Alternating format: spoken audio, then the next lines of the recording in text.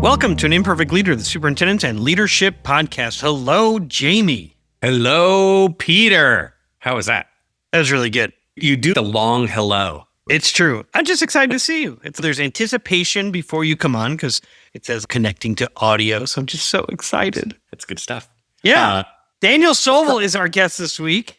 I know Daniel Sobel is our guest this week. It was kind of exciting that Daniel Sobel is our guest this week. So actually, this happens every once in a while. Like we have a bunch, the benefit of the podcast is that it is predominantly educators from around the nation that people don't know. These are just people doing the job. But Daniel Sobel has a name.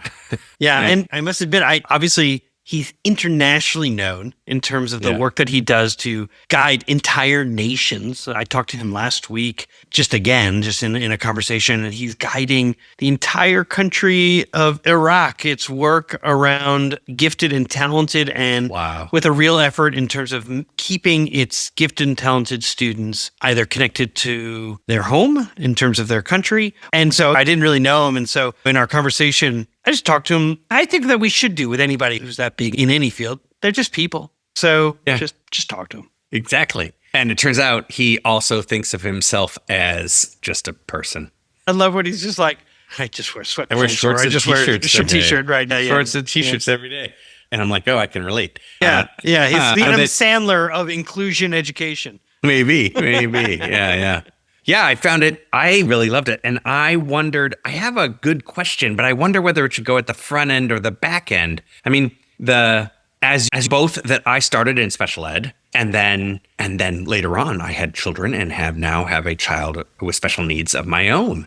And the being on both sides of the process, being both an educator in special education as well as a parent in special education, I am profoundly changed in terms of how I think about inclusion and how I advocate. To his point, what did he call himself? A pestering dad? No. Something like that. Yeah. But that's who I am. And I actually really love my son's teachers. But I care very deeply about the way in which they think about it and interrupt them when they don't. That's interesting because when we first met, and I think one of the first conversations we had, whether it was part of the podcast or just getting to know each other, you were describing the process of advocating for a diagnosis and B, I think probably more appropriate for the second part after our audience has listened to the conversation. Let's put it there.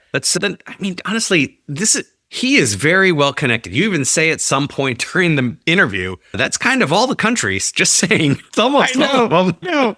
We're in 140 or something, 120. 138. 138. I think that's most of them. It's most of them. It's really fun. And he's just totally down to earth. So Daniel Sobel is our guest. He is the founder of the International Forum of Inclusion Practitioners. And he's also, in the next month or so, hosting the upcoming inaugural World Inclusion Congress in Kazakhstan, for which I was invited to be a participant. I'm unable to go this time. But next year, it's in Qatar, or Qatar. And so that's pretty exciting. So something to think about. For our guests who might be interested, anyone interested in going to Kazakhstan? And I don't say that flippantly. I think it could be an amazing opportunity. So anyhow, let's get into our conversation. You are listening to an Imperfect Leader, the Superintendents and Leadership Podcast. I am Peter Stiepelman. And I'm Jamie Almanzan. We'll see you on the other side.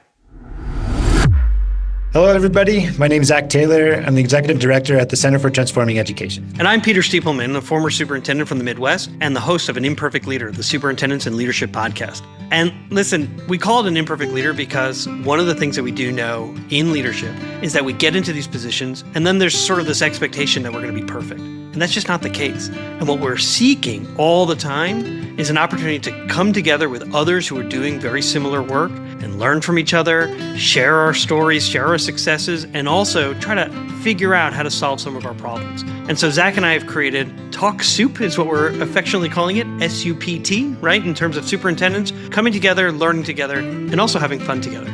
Zach, what else would you add? I just say that in my work with school leaders that I've seen almost, a kind of loneliness at the top of the system. And the fact that oftentimes leaders feel lonely, it's a lonely place. And this is an opportunity to come, to even commiserate a little bit, but also to have a reflective practice, to find solutions and to come together with people who understand, maybe the only people that really understand what you're going through, and to find those solutions, to find ways to feel encouraged, to move forward day to day, month to month as we meet. If you'd like to learn more, come over to our website, imperfectleader.com, and sign up. We'd love to spend time with you. We look forward to seeing you. Today on An Imperfect Leader, we welcome Daniel Sobel, an internationally respected voice in inclusion education and founder and chair of the International Forum of Inclusion Practitioners. Daniel champions student participation and belonging while tackling systemic issues like teacher training. He's the founder and president of the first ever World Inclusion Congress, sharing global strategies to advance inclusion. His insights are essential for system leaders committed to supporting all children. Daniel, welcome to An Imperfect Leader. Thank you. It's a real pleasure and honor to be here. It is so good to see you again. And listen, I've been looking forward to this conversation, also dreading this conversation. And I'll admit that's a strange way of welcoming someone to a podcast. Hey, glad you're here. I'm dreading our conversation. But the reason for that, the trepidation comes from when I was superintendent, I had a conversation with a parent. And it haunts me to this day. I think about it all the time. She wanted her child with special needs, an exceptional child, to attend classes with her peers. And the programming her child was receiving, it was what was considered the least restrictive environment, but it was not with her peers.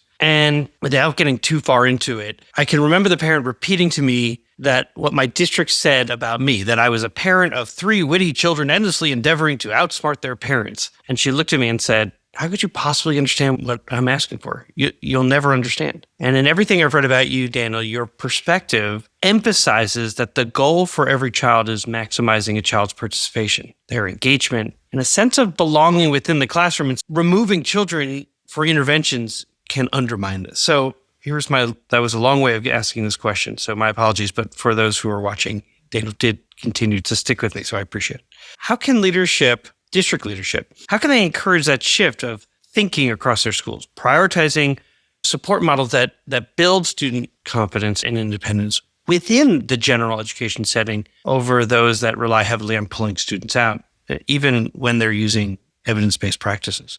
It's a really significant and complex question, which actually stretches many different countries there is actually a policy aspiration in all of to be fully inclusive as a top agenda item in all of the countries that we deal with. Is about 138 countries. And that in itself is significant to point out, meaning that it was no longer a sort of sidebar issue or something that is a bolt-on issue or something that we need to think of after the fact, but rather it has become a top priority issue up there with AI.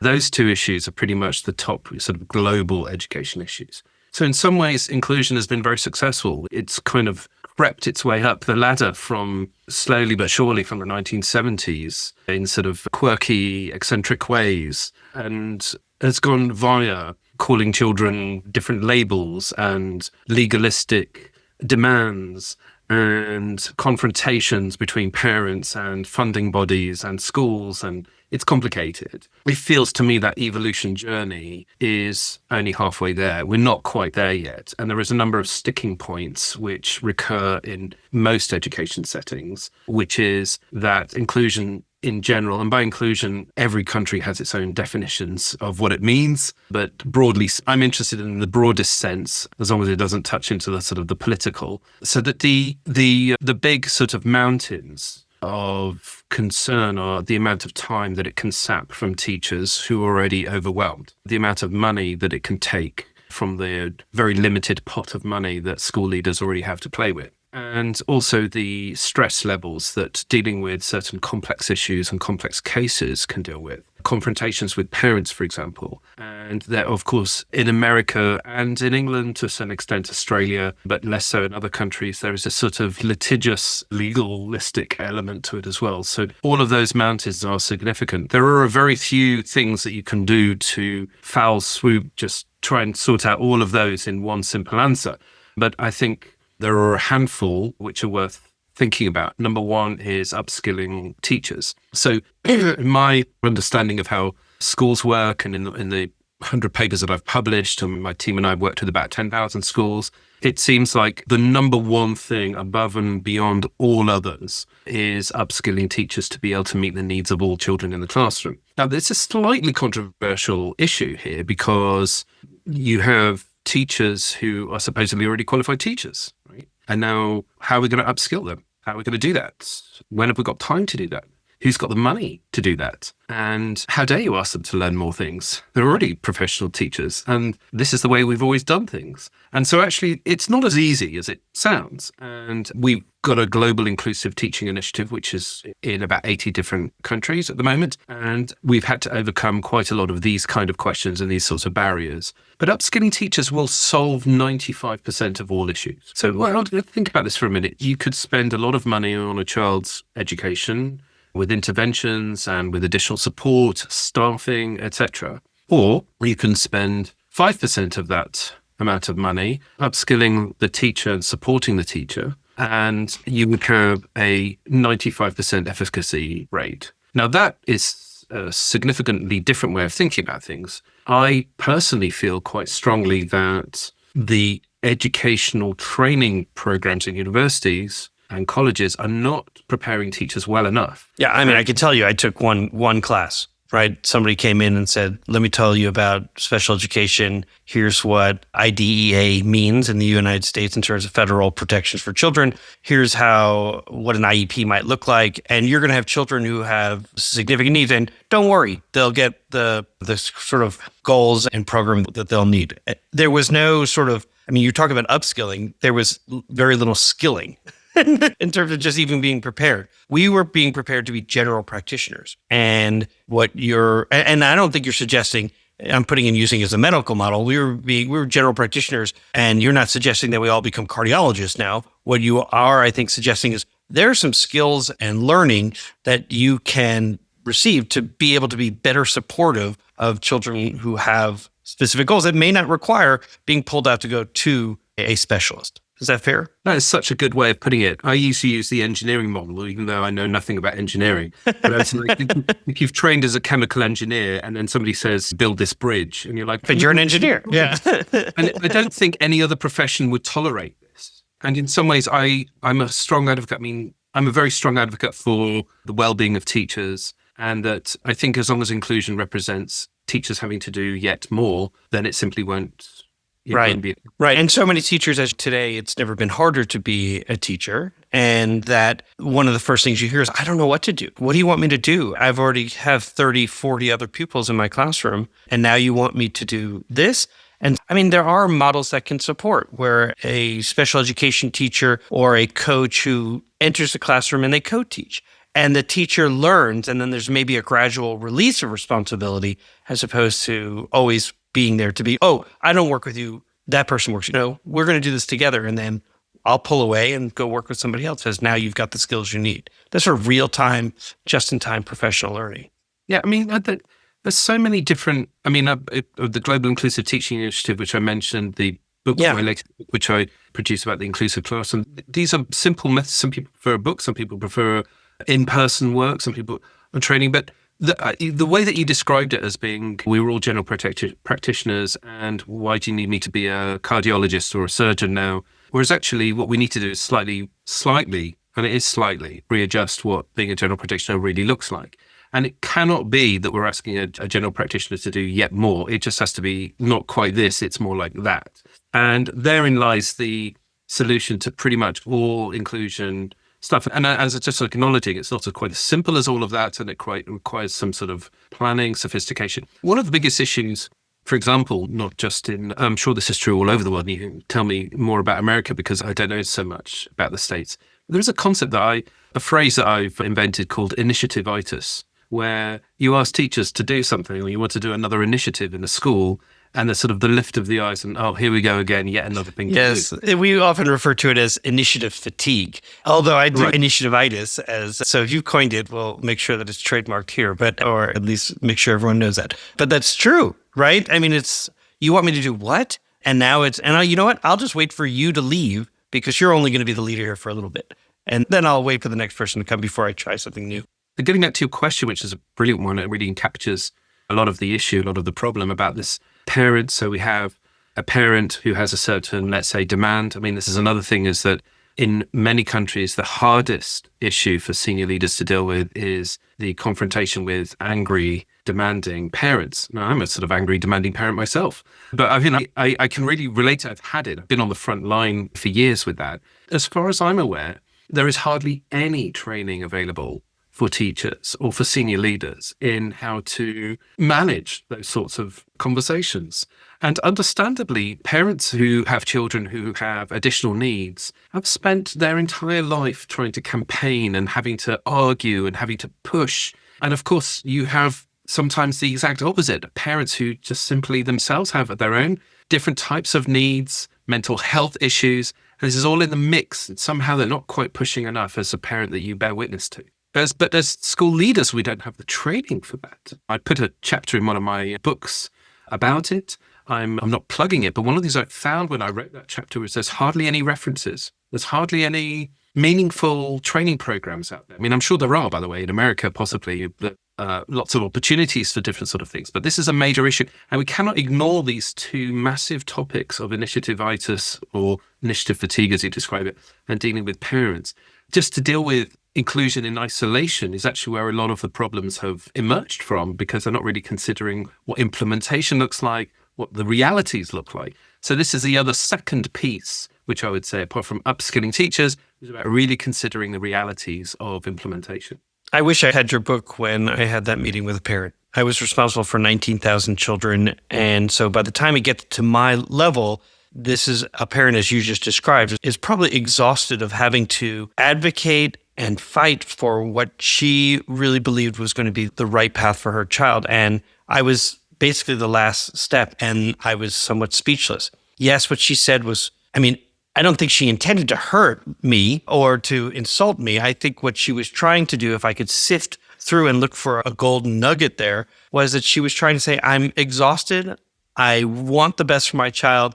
And I feel like all I'm doing is banging my head against a system that is not listening. And I wish I had your book to maybe have had the words to say, it sounds like we really need to take a step back, and what is it that you want for your child? What is it that we're trying to, what is the world you're trying to create for your child? I think that inherent to this topic is also something which is actually psychologically quite painful, and which is that we are having to confront and deal with failure quite a lot, our own personal individual failures to include a child in a particular way, the parents' accusations of failure, and of course they're deferring and reflecting on their own personal failures, and so on and so forth. This is a vulnerable topic, and it's inappropriate to wade in to this topic without having a full appreciation of the breadth of human experience that goes into this, which is why I think I'm really particularly interested in relocating the conversation of inclusion to not just about the child, but actually about the adults around the child. Because actually what's going on for the adults around the child is going to influence the child possibly even more so. Yeah, I love that. In the leadership model that I use to advise others, there's this dimension, the leaders learning work, and inside is this dimension, there's this term, harvesting the collective wisdom, and it's the involvement and honoring of many voices. So appropriate to, as a continued thread of what you've just said. And I bring this up because you're involved, obviously, in the International Forum of Inclusion Practitioners as a founder, and you advise systems and entire governments. The fact 138 countries, you just sort of just said, and I think, I mean, when you think about the UN and the number of countries, I'm like, that's almost all of them. You are preparing for an upcoming World Inclusion Congress, and you're going to be working with international bodies like UNESCO and the G20. And I really, could you share the vision for the World Inclusion Congress, discuss how connecting with global perspectives and research through initiatives like your own primary organization, IFIP, that they can provide valuable insights, strategies for district leaders, and really advance this work that you've just talked about in terms of inclusive education within their own systems? Thank you for asking me about it. I'm excited. It's my big topic at the moment. There's something which we've been trying to help governments. UNESCO, I did a big event for UNESCO last year in Paris at the Global Inclusive Schools Forum. We invited school practitioners to meet with ministers of education, ministries of education, and give advice and support around and to discuss together around what inclusion really needs to look like. We did a similar thing for the G20, and I was really pleased to say when we presented the paper in Brazil that our research paper, which is based on practitioners from all over, school leaders and parents, that the G20 basically plagiarized our document, which I'm delighted with. And that's really what we wanted. We wanted to have that sort of influence. So that was really fantastic. The idea of the World Congress then is to actually set our own agenda, that we take the agenda of inclusion into our own hands and not just be waiting to see where policy shifts are and what governments are doing. So this is the rise of the practitioner voice, right? The rise of the revenge of the practitioners. So no, we have, well, the joke obviously, but we have. Got it. Yeah. So what I've done is the practitioner strikes back. We got all the Star Wars references. We'll just keep going. But it's quite interesting actually, because in most countries, vast majority, they're not very good at listening to practitioners, and the Ministry of Education will end up doing something, and most of the teachers are thinking, "What?" And what we're trying to do is to take ownership of that. And so normally the practitioners aren't invited to the United Nations or to major governmental bodies that are looking at education policy. And we think that the solution to all good inclusion comes from real practitioners on the ground. And so I've created this framework where we've invited all the major UN bodies, UNICEF and UNESCO, and there's a lot. And about 50 education ministers. I have no hope for the education minister from the United States coming, but the education minister from China and India and Turkey and across Europe and Africa and Asia and Central South America, they're coming. And a lot of the World Development Banks and all major organizations, be about 5,000 participants. And the idea is that we put our minds together as to where the challenges are, what is working, let's capture that, best practices from all over the world, and then what can we advise or support governments as a result. Now, the slight difference is that normally practitioners meet, like for example, school principals, superintendents will all meet together, but they don't necessarily meet with like you having superintendents and school leaders with, let's say, corporate and with tech and with specialists, right? And with academics all together crunching over the same issues. That is what's unique here. And that together, our voice together will produce a white paper, and we'll launch that at the United Nations in New York. And so my commitment is that anyone who's coming to the World Congress in Kazakhstan on October 15th to 17th will be invited to the United Nations. And again, most school teachers, school principals, superintendents don't get invited to the United Nations. And so this is another way of elevating those voices. And I hope this will be a little bit of an annual cycle, but it might be every other year. We'll see what we can cope with. I think and see what happens. It's the first time we're doing it. I love it. One of the things is if you go to your website and you get to see how the Congress is being organized and coordinated, it's multi-day, it's opportunities to sit at different tables with different people who do work as well as unlike work, and to continue to share ideas. It's almost like a World Cafe model, if you're familiar with them, about really wrestling with a overarching question and then really harvesting that wisdom to create sort of a direction. And I don't think I realized it until you've mentioned it here today, really how this Congress will be the inaugural sort of creating what is not just our moral focus, but really what is our compelling purpose that can then help lead and encourage wherever any one country happens to be in that moment. Don't stay in that space. Let's take that next step. In the United States, whereas obviously, as you somewhat indicated, I mean, the federal government seems to be sort of abdicating from its responsibilities to educate at the federal level and is going to leave it to the states to figure it out. And that's really troubling. Whereas that is not the way that most other nations are going. They're really kind of trying to think about what role might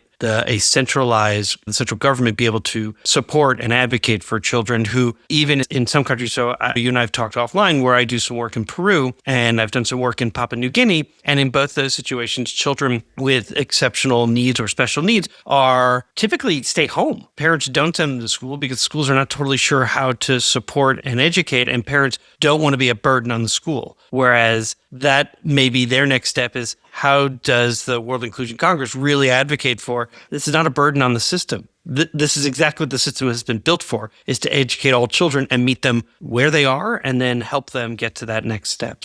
To me, I didn't realize what role in terms of advocacy the Congress was going to do. There's maybe just two other points just to add to that one. Yeah.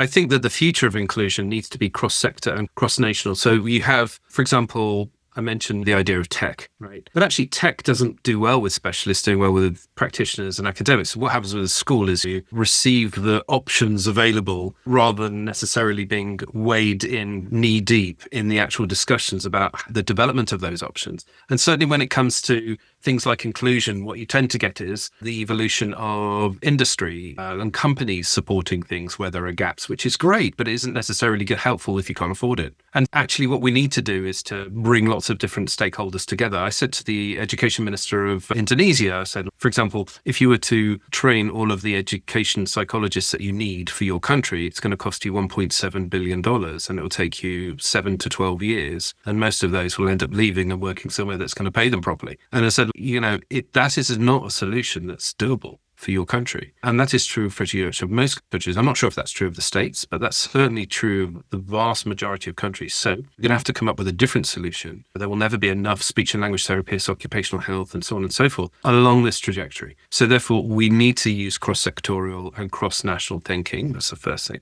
If I could interrupt just for one moment, because I've been working with a company called Impact Speech, and they provide SLP services, so speech language pathologists, and over a virtual model, so a telehealth model. However, the two founders, one worked at Google, one worked at Apple. They developed Siri, they developed voice recognition software. And so what they're able to now do for kids is as children produce and practice, it will give them immediate feedback on whether or not what they're producing is accurate, as well as in the background, be able to create that report for the case manager about what next steps might need to be done. The kid can practice not just at home, they can practice in the classroom as a center, so they don't have to leave the classroom and almost be spotlit as they leave. Oh, that's the child who needs speech services. So we can honor and value the child's experience. I'm super excited about what they're able to do. And you've just helped me think through even more so why is it just restricted to some of the work that they're doing in the US? And they're bilingual, so why wouldn't they begin opening up this service of SLPs worldwide, or particularly in Spanish-speaking countries, this opportunity for kids to get the kind of services that they need? That is World Congress thinking, right? That is because you have two people from different parts of the world who are thinking about sort of from a global perspective, what could the problems, and then suddenly we're finding solutions which could be used locally. And that is exactly what's missing from this picture. And the other thing, by the way, and this is a critique of England and a critique of America and a critique of Australia and Canada to a large extent, and there is a couple of other countries I could add to that list, is that we think that we know best. And so what we tend to do is look at our own feet. And actually, when you take away the money, of which, of course, there's never enough in those countries anyway, everyone's always complaining about the lack of money. But if you take away the money, then what you're left with is pushing the necessity for creativity and innovation. And so actually, the countries where you find the most innovation, the pushing the boundaries of what is possible with inclusion, is not actually so much in America. And I mean, there are, of course, examples. I just put the phone down to Clemson Life, who are doing amazing work in their sort of post-high school transitions and programs, training in work for young people with disabilities. It's amazing. But actually, a lot of the innovation is in what's happening with my colleagues in Bosnia and what's happening in Zambia and what's happening and so on and so forth. So my latest book is all about this stuff. It's all about examples from all over the world where they're pushing the boundaries of what's possible, which is really amazing. And so that's another thing to learn. I hope there's a lot to learn from the rest of the world. Totally agree. Yes, I live in a country where we sometimes think, what do we have to learn? And let me just say, we have a lot to learn. Can I ask you a question that I ask every guest who comes on the show, which is, how does the term an imperfect leader resonate for you? I mean, I'm just the most flawed person I know. So I have an unusual journey into education myself. So I didn't complete high school. I didn't get a first, but I have various postgraduate masters and did a PhD and various other sorts of things. So I have this sort of experience, lived experience of failure. And when I lead my organization, my working assumption is I'm the most flawed person and also the most incapable person. So leading from behind, I call it, is whereas I'm literally at the bottom of the ladder and everyone else is more competent than me. And for me, this is a very lived thing. It's not a theory. I mean, I'm just reflecting on it with you now. Now, there's something which I should point out about this, which is I was a school leader, probably in America you describe as a deputy principal. And so my next obvious step was to be a school principal. And actually, I'd started writing for the national press about inclusion stuff. And I realized I'd make an awful school principal because I'm just not trustworthy enough. I'm too ADHD. I'm not reliable. I'm too much of a rebel. I would be terrible. Now, my wife, who I have a very loving relationship with, she pointed out to me, she said, Daniel, I'm wondering in education if anyone's going to take you seriously because you're not what you describe in England as suited and booted. I don't wear a suit. I wear a t-shirt and shorts everywhere. I'm quite fat and I'm very eccentric and I'm very weird and I just don't sound like a normal leader, really. And so what I decided to do then was to really lean into it and just be completely open about my imperfections, how I'm very flawed,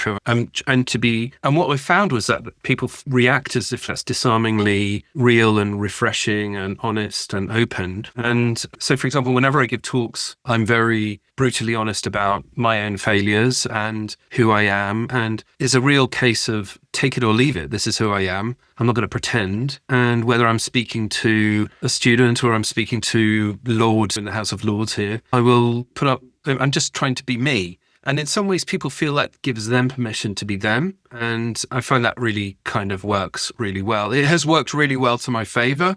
You'll never see me in a suit and tie. And people find that surprising, but it kind of works for me. Our guest today was Daniel Sobel, internationally respected voice in inclusion education and the founder and chair of the International Forum of Inclusion Practitioners. We invite everybody to come October 15th through 17th in Kazakhstan to the World Inclusion Congress.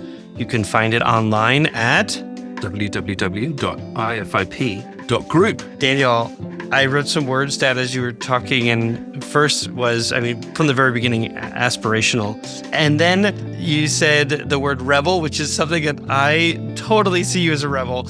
And then you used the word that I also wrote down for you, which is you're refreshing. And so let us both celebrate the rise of the practitioner.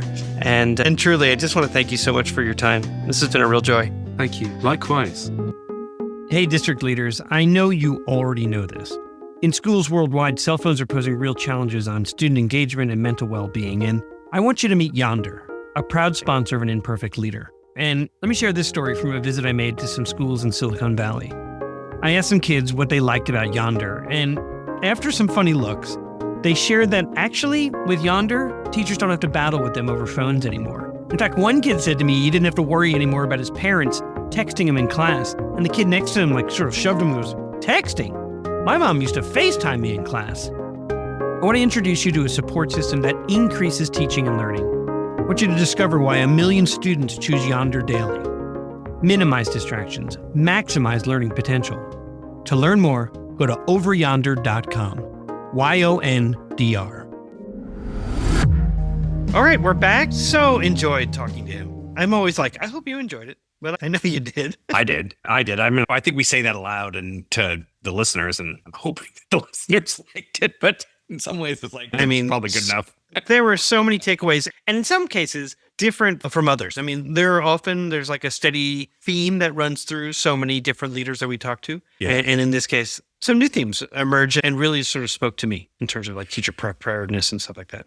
Can I carry a thread from how we opened this conversation? So you mentioned Kazakhstan and the IFIP World Inclusion Congress. Why is it important? What is it that you think would benefit folks to attend? Yeah, or just to be aware of. Obviously attending, I think, could be pretty special. I think part of it is, it's this case when we do our own trainings within our own school districts. We don't often look out to see what others are doing to sort of help like our own practice improve.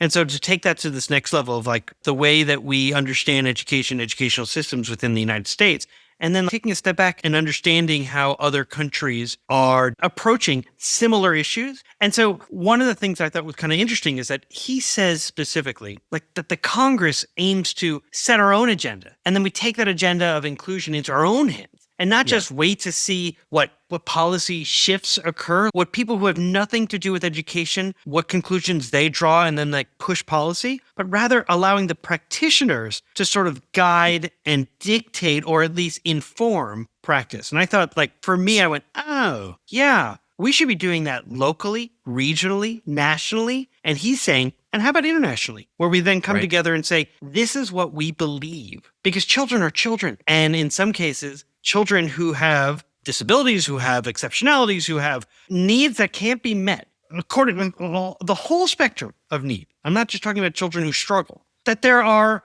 opportunities missing in certain places. And so it's like, what can we do as a global force to sort of influence how education looks and what it can be for kids? To me, I thought that was really powerful vision. Yeah. I mean, this is one of the key approaches to our work, to both you and I, and one in which I sort of trumpet but consistently, and that is, who's doing it better than you? That's so true. You often ask me, like, where is that happening? And so he brings up, there's all this innovation going on in Bosnia and in Zambia. Yeah. And I'm like, of course there is. I've had the real honor of doing some work in Peru and in Papua New Guinea. And you see in areas where they're not resource rich in the sense of school resources, and they are approaching education in innovative ways and meeting the needs of kids. And it just blows my mind. And so that's why it's important. Thanks for asking. Yeah. I think that he talks about that, about places where they are not resource rich, having innovation being a key tool for trying to meet the needs in more creative ways. And that's what it ends up happening because you don't have the money. I do want to say, as a counter, this is a public educational, as a teacher speaking, there has the comment of, we can't just throw money at the problem as it relates to public ed. We've never tried.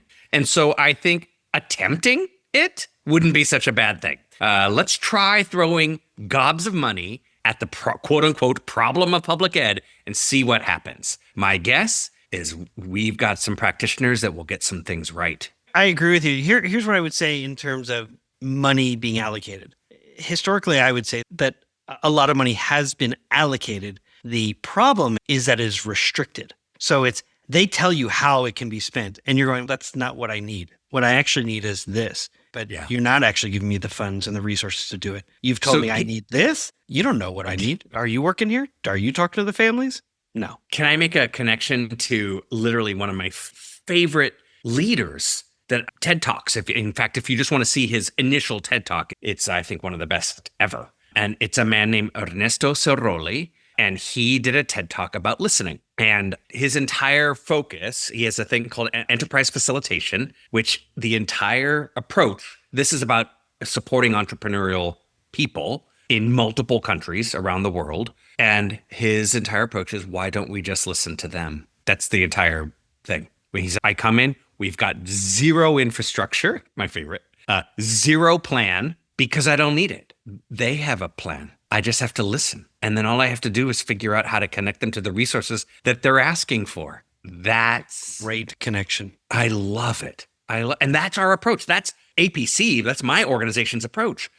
Teachers know what they need. Let teachers talk to teachers about teaching, and surprise, they're able to identify where they feel like they could improve. Yes. Okay. So in your example you just gave, I would say, so that's the difference between coaching for compliance, which is when we talk about gobs of money being spent, sure, it's restricted. It is coaching for compliance. It's checklists. And you're speaking to, if it were gobs of money that said, we're going to listen, respond the way that you're asking for, and make those resources available. That's peer coaching. Yeah.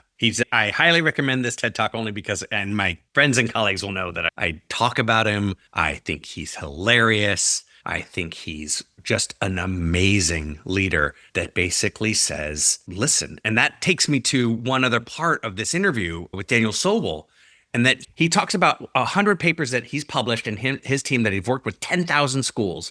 And the number one thing above and beyond all others is upskilling. The phrase he uses, upskilling teachers to be able to meet the needs of all children in the classroom. If you upskill teachers, we'll solve 95% of the issues. To some degree, this is what you and I are doing. That's what the point of this podcast is, upskilling. We're trying to upskill for superintendents and other leaders. Listen to this group, other people, and you can get better yourself. It's not about hiring outside necessarily or finding the program that's already ready to go. The question that I had, though, related to your comment about not being, what did you call it? Not being skillinged at all?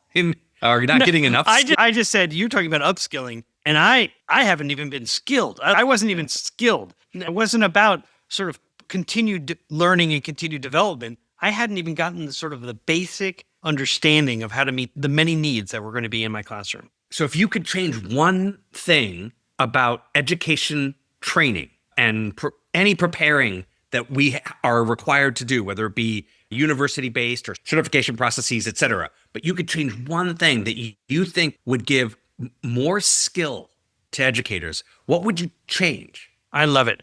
Okay. First of all, two things. The first is no. I want thing and you went with two things. The first is only to provide an appreciation that you have brought this one up, because for me, this was the biggest sort of, I'm so glad you're talking about upskilling. And the fact is, when we talk about money, that it isn't necessarily about throwing money. It's about making sure that people have the skills so they can meet the needs of kids. So I don't need more devices. I don't need all these other things. I do need the skills to be able to meet the needs of kids. Okay. So what would be the one thing? One of the things that I found so interesting around medical schools is the move to problem-based learning. They have moved away from just drilling and killing in terms of you're going to memorize all these things. Yes, you have to memorize a number of things to understand physiology and biology and all the kinds of things that go into medical school. One of the things that they have really expanded in terms of the coursework is project-based learning. Somebody enters your office or comes into the emergency room and they've got these symptoms. Now, what are you going to do? Who are you going to engage? What are the systems that you're going to connect to? What does the treatment look like initially? What does the treatment look like after the fact? How will you know you made the right diagnosis? How will you follow up? All those kinds of things we should be doing in education. And I would love to see that in the schools of education, of saying, you have a child in your class who can't read, right? You're not going to be like, I'll just give them more reading, or I'm going to give them easier text. What are the steps to kind of better understand where this child is getting pressure, where this child is struggling? Or this child doesn't seem to have number sense. Let's go back to what is the assessment you're going to use? How will you use that assessment? How will it inform? How will you know you're being successful? What does progress monitoring look like? All those things are given to us as at least my memory going through teacher prep is sort of like a laundry list of things that you could do, but you don't go through it as if it were like a tabletop exercise, a real scenario building. That I think would have been really helpful. And I would hope that's what is going on now. So you talk about children with intensive needs or moderate needs that as a whole group you could be talking about as a classroom. Yes. This is what I would try to do for that kid. This is what I would try. Have you thought about this? Oh, I've got this experience. And then you're really learning together. That's the difference I would like to see. What would it be for you? Yours ties to mine. The first, if I can link back to Ernesto Soroli, if we could universally teach educators the thread of listening throughout the whole thing, learn how to listen for the benefit of someone else. That's huge. I hate even using the word because it won't be medical in this way, but it's almost like therapeutic listening. Do you know how to listen so that you can better understand how people are processing information? That's teacher all the way through superintendent. Number two, how do you do that? And how do you do that with multiple different focus areas? The medical model basically gives doctors rounds. They learn and practice in multiple different areas, both to find a focus area for themselves, as well as to better understand all of the different ways the system is playing with each other so that they can make recommendations and thus problem solve a complicated case. Totally. We do 0 rounds. Yeah. So I've seen an example of rounds, and it can look like where, as opposed to reading someone's chart as you approach their bed and then you all have a conversation about this patient. Right. You, in advance, a teacher says, I want you to look for Peter in this classroom. I'm not even going to tell you who Peter is. And I think it'll be obvious based on behavior. Or Peter sits at the triangle table and he's really struggling in reading and I cannot crack this code. And so I'd love for people's advice and just as you're doing your observation, those kinds of rounds would be so powerful. But that's peer coaching. Yes. I've seen rounds where just the principal engages in rounds and walks around and comes through. That's not,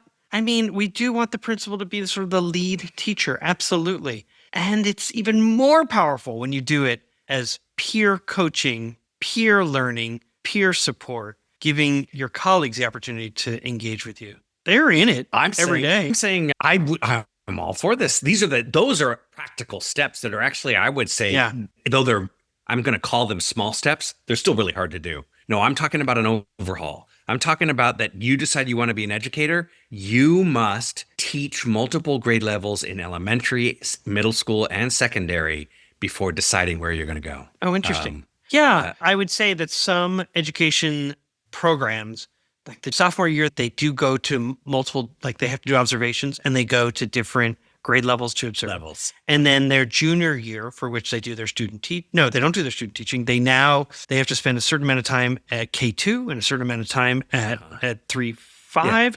And then their senior year, the first semester, they do 2 weeks at K, 2 weeks at 1, 2 weeks at 2. They go all the way up to 5th grade. And then their spring semester is they're placed at a grade level. That's awesome. I don't know if they all do that. I just am familiar with at least one. That's exactly the model that they use. And you're like, oh, I love it. Because you went in thinking, I want to be a first grade teacher. And you're like, you're actually best equipped to be a 5th grade teacher. And so go get them. You build great relationships with these pre-teens. And you that's have no a special, idea. I mean, you have no idea. And you also evolve. You also better understand that example. You better understand child development, K through 5, that the brains are not the same and they're focusing on different things and they're changing rapidly.